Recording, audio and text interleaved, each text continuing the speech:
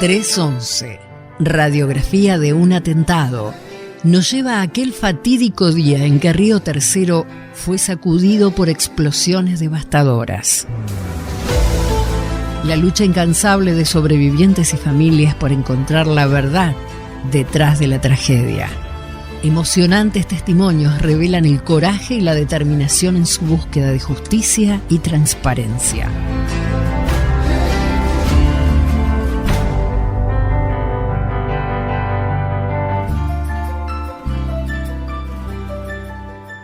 El entramado detrás de las explosiones de Río Tercero el 3 de noviembre de 1995. Una brasilera para Lama. En esta casa, ¿pasarán el desafío de la blancura? Vamos a ver. Chiquititas con perla negra. ¡Hola! ¡Ansi! Todos los días, 3 a las 9, aquí. Estoy aquí. Rosario en concierto. 3 de noviembre.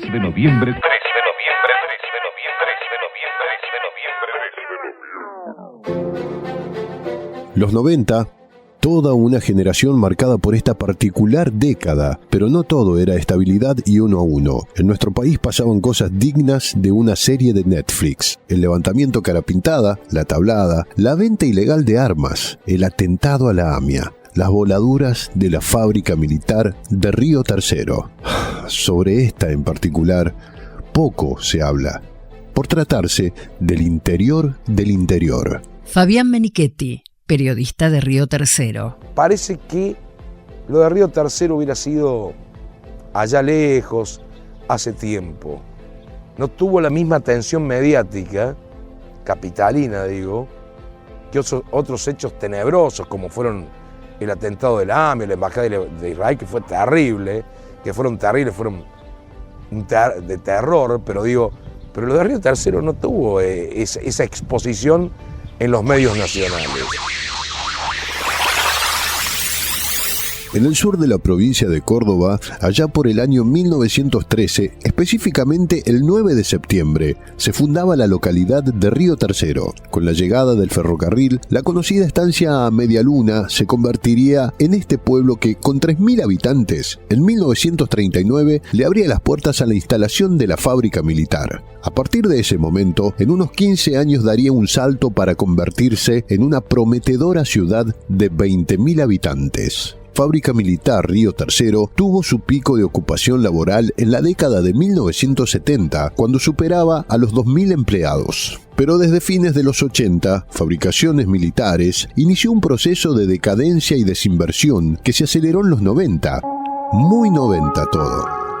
Durante esta década, en Río Tercero, se pergeñaron una serie de acciones que generarían un punto de inflexión en la historia de la localidad. Para el año 1995, aquella ciudad que creció a la par de Fabricaciones Militares ya contaba con unos 45.000 habitantes. El 3 de noviembre de ese año, los riotercerenses comenzaban con su rutina de viernes. Una mañana sumamente primaveral acompañaba a los adolescentes que iban al comercial o a la ENET para entrar a clases, mientras que dentro de la fábrica militar los operarios se agrupaban para cobrar sus sueldos. Sí, era un viernes primaveral y de pago, pero de repente, a las 9:05 de la mañana, un estruendo llamó la atención de quienes se encontraban en los barrios aledaños a la fábrica. Minutos después, una segunda explosión de gran magnitud irrumpía con la rutina de estos 45.000 habitantes. En el medio de las corridas, Jesús Vidarte, que en ese momento tenía 8 años, recibía el impacto de una esquirla en su cabeza. Cuando la esquirla me pega, yo como que me tropiezo, yo del miedo y de desesperación, o sea, al ser tan chico no me di cuenta que me había golpeado algo, sino como que me había tropezado. Y ahí mi mamá, todo, vamos abrazándonos todos así, ve que me salía sangre y pensó que era la oreja, que me había cortado con algo, porque los vidrios volaban para todos lados, pero bueno, por suerte el vidrio no nos pegó ninguno. Cuando me saca la remera, ve que era... Me saca la remera para ponérmela en la oreja, que me salía sangre, y ve que era de la cabeza. La onda expansiva en un instante había arrasado con un sector de viviendas aledañas a la fábrica, convirtiéndolas en escombro, mientras que no dejaba un vidrio sano en 50 kilómetros a la redonda. era el prólogo de los 10.000 kilogramos de explosivos que detonaron y los 25.000 proyectiles que cayeron sobre la ciudad durante esa jornada. Romina Torres, de 15 años, estaba en clase cuando sintió el primer estruendo. A partir de ese momento salió corriendo hasta la casa de una amiga. En la vereda, una esquirla impactó en su cara, provocándole la muerte. Romina es la víctima más joven de este atentado. Así lo cuenta su padre, Miguel Torres. Cuando llegan ahí frente a la casa, la hermana más grande la estaba esperando. Entonces sale a la vereda y se abrazan ahí. Las tres, cuando se abrazan, ahí viene una esquila, le pega en la cabeza a Romina y a la otra chica le corta un dedo. Tranquilo que no pasa nada. Mira, una bomba de 50. Miles de personas corrían sin rumbo bajo la sombra de un hongo de humo que cubría el cielo. La destrucción, los estruendos, las calles cubiertas de explosivos y esquirlas que caían por doquier dejaban a una población aturdida que no comprendía lo que sucedía. La fábrica había explotado.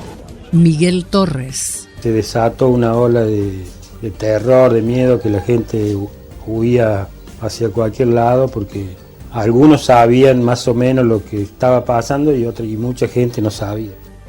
Ese mismo viernes, a pocas horas de las explosiones, el por entonces presidente de la nación, Carlos Saúl Menem, viajó a Río Tercero con un mensaje urgente para la prensa. De acuerdo a la información que yo he recibido aquí, que ha recibido el señor gobernador, el intendente, en principio se trataría de un accidente. Menem fue la primera persona en nombrar la palabra atentado en el marco de la explosión. Mientras que el mandatario daba estas claras indicaciones a la prensa, afuera todavía se escuchaban las detonaciones provenientes de la fábrica.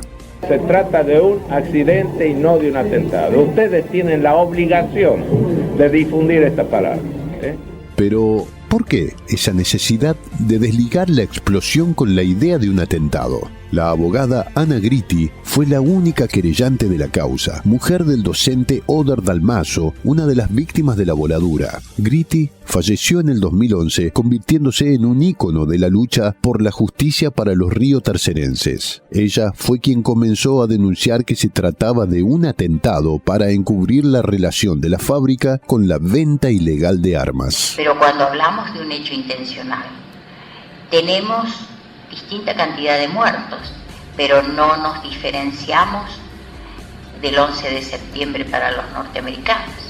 Tenemos menos muertos, pero tampoco es distinto al 11 de marzo de España, o es distinto para Hiroshima y Nagasaki cuando la bomba atómica. Han sido todos atentados, con una situación más grave aún la nuestra, porque lo nuestro fue terrorismo de Estado. Miguel Torres. Bueno, lo que pasó, sabemos que fue un atentado, que fue algo para tapar la venta de armas y... Para comprender el trasfondo de lo sucedido, es necesario tomar nota sobre los conflictos bélicos de aquellos años y el rol que jugó nuestro país. Durante el año 1992, Croacia se encontraba en guerra con Serbia. En 1991 se autorizó a fabricantes militares a exportar a la empresa DeBrol, Sociedad Anónima, armas y municiones con destino a Panamá, pero luego dicho país negaría haber recibido este material. Las armas habían sido enviadas a Croacia durante el conflicto de los Balcanes. Ante esta situación, el 15 de marzo de 1995, el juez Jorge Urso inició la investigación por la venta ilegal de armas. 8 meses después, se produce la explosión de Fábrica Militar Río Tercero. ¿Casualidad? No. La Justicia Federal de Río Cuarto demostró que fue realizado de manera deliberada para encubrir el faltante de armas exportadas ilegalmente.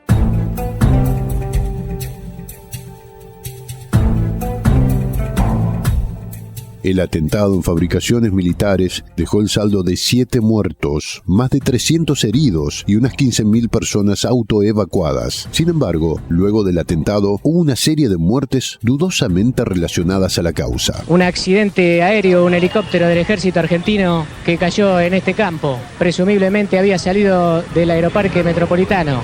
Aparentemente hay algunos cadáveres ahí No sé los nombres, no me fueron suministrados fehacientemente. Las identidades se están identificando los cuerpos. Doctor, ¿también hay 2 generales peruanos y sus esposas fallecidos? Sí que hay parte de una delegación peruana, no sé los grados.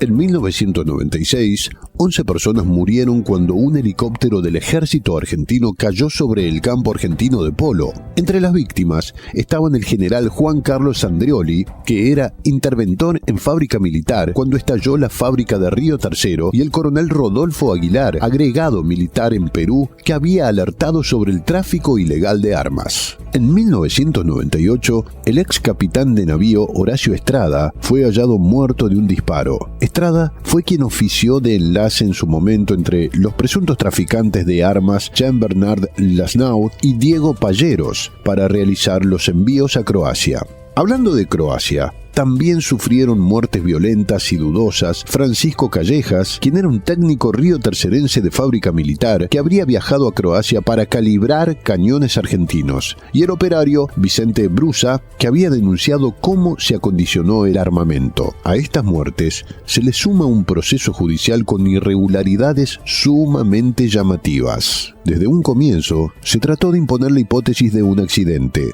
Se buscó responsabilizar a los operarios indicando que lo que sucedió podía ser producto de una chispa de una montacarga o una colilla de cigarrillo que habrían encendido el trotil almacenado en la fábrica, lo cual, a simple vista, tiene lógica. Acá entra en juego Omar Gaviglio. Él era uno de los 3 operarios presentes en el lugar del incendio. Llegó a estar imputado por lo sucedido. Gaviglio comenzó a demostrar tanto en los medios de comunicación como en la justicia que no era tan fácil hacer que una barra de trotil reaccione.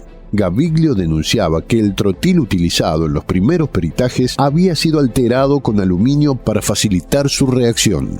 Recién en el 2014, el Tribunal Oral Federal número 2 determinó que las explosiones fueron intencionales y planificadas. Quedaba confirmado que el Estado argentino había intentado ocultar el faltante de armas vendidas ilegalmente a Croacia y Ecuador. Fabián Menichetti, periodista de Río Tercero. La culpa no la tuvo la fábrica. Sería ilógico, sería estúpido culpar a la fábrica de lo que pasó. En todo caso, hay que culpar a quienes utilizaron a la fábrica como el centro operativo de una operación, valga la redundancia, ilegal, digamos, a nivel internacional. Jesús Vidarte. Yo creo que nunca se va a juzgar realmente a los que fueron. Miguel Torres. Se demoró mucho y no se hizo la justicia real que tendría que haberse hecho, y encerrando a los culpables. Fabián Menichetti. A ver, ¿cómo reconstruir la confianza en la gente para que un juicio oral y público haya tardado 19 años en realizarse? Tal vez en uno de los hechos más brutales que sufrió la Argentina. En febrero del 2021, Carlos Saúl Menem quedó como único imputado en la causa de las voladuras de la fábrica militar de Río Tercero con el cargo de estrago doloso agravado, pero a los pocos días de ser juzgado, falleció. Aldo Aguirre, Leonardo Soleveld, Romina Torres, Laura Muñoz, Oder Francisco Dalmazo, José Varela y Elena Rivas de Quiroga. Son los nombres que siempre recordará Río Tercero. Son las víctimas fatales del crimen de Estado que hizo explotar la fábrica militar de la ciudad. Si a mí me preguntan cómo vivía aquello, yo no sé cómo es una guerra, pero debe haber sido algo, o debe ser muy parecido, ¿no? Porque además no sabíamos quiénes nos tiraban. El 3 de noviembre, todos los 3 de noviembre, mi mamá a las 12 me desea el feliz cumpleaños, porque dice que volvió a nacer.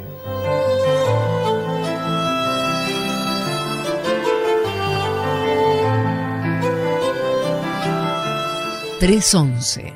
Radiografía de un atentado. Es un homenaje a la fortaleza humana y la valentía de una comunidad unida en la adversidad.